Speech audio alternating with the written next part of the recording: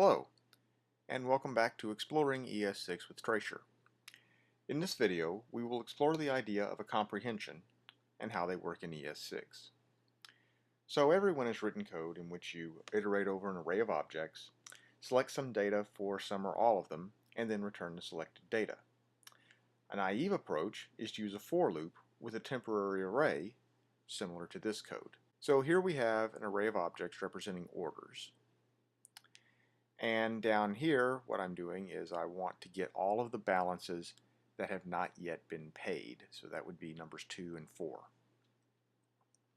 So I have a temporary array to restore the results, and then I'm looping through each of the objects in the array, checking to see whether it's been paid, and if it has not, then I push the total for that order into the temporary array. And this works just fine.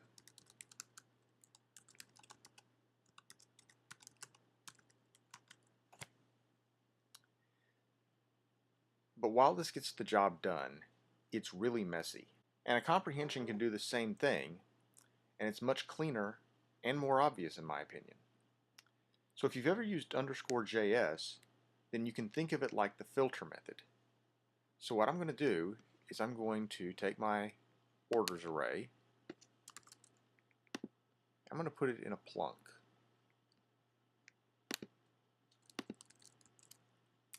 Then what I'm going to do is I'm going to go over here, I'm going to get underscore.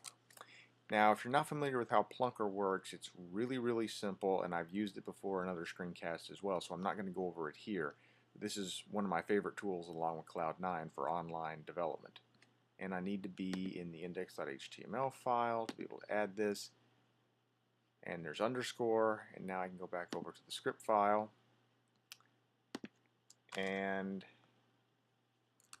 var, let's see here, pull this over so we have some room because everything's going to be in the console. Outstanding balances equals underscore dot filter orders function O if not O dot paid return O dot total.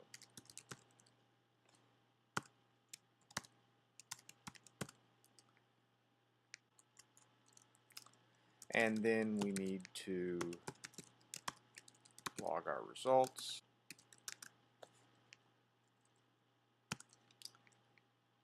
And let's look at the preview and see what happens.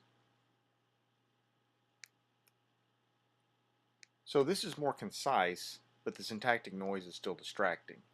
And it also doesn't do what we want. We're trying to get the total, but filter will only return the objects, despite what the code tells it to do. So to get what we want, we actually need to use another function called map. So I'll turn this off and say this is only the outstanding orders. And so now we're going to get the outstanding balances,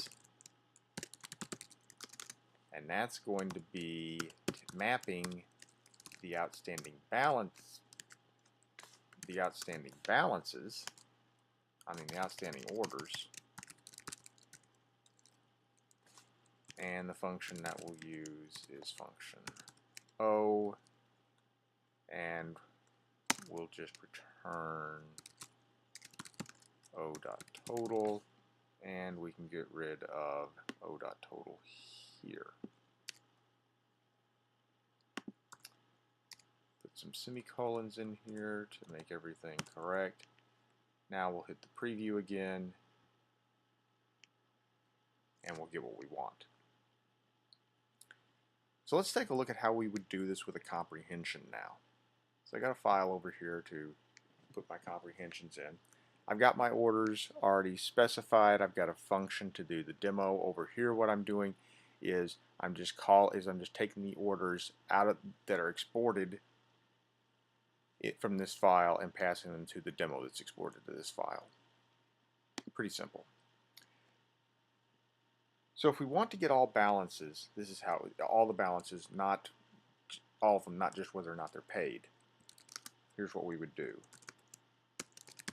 all balances equals, inside of the square brackets, for O of orders,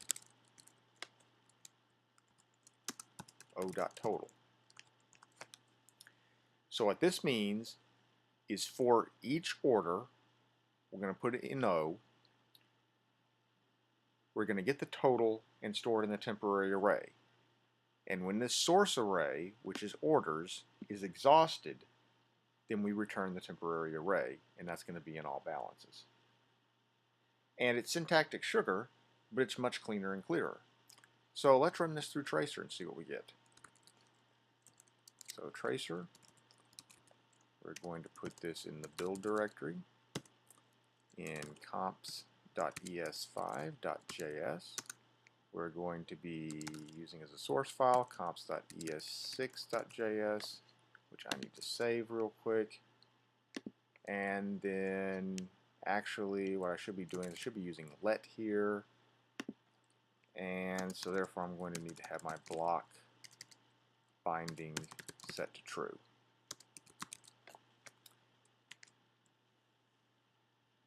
And we get an error.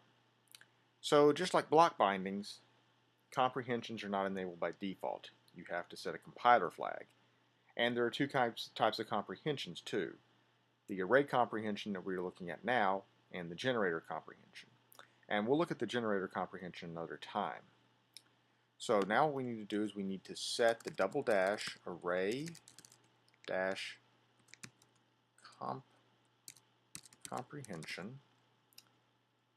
Set that to true. And now we'll get an ES5 file. And it's already imported into our main. I have to log all balances. So now if I run Traceur again, node.main, and we get all of them. So how do we get the balances only that have been paid? We just add a conditional. If not O.paid, we'll run Traceur again, and we'll run node again. And now we get only the ones that have not been paid. So if you've used Python or a functional language, remember that JavaScript is strongly influenced by functional languages, then this concept should look familiar.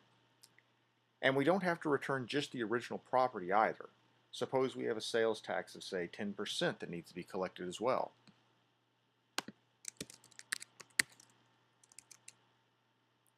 And if we run this again, and the main file, the rounding error is there, but that's something we can take care of later. So comprehensions are really just syntactic sugar that make your code more concise and readable. When you see the comprehension syntax, you automatically know what is going on.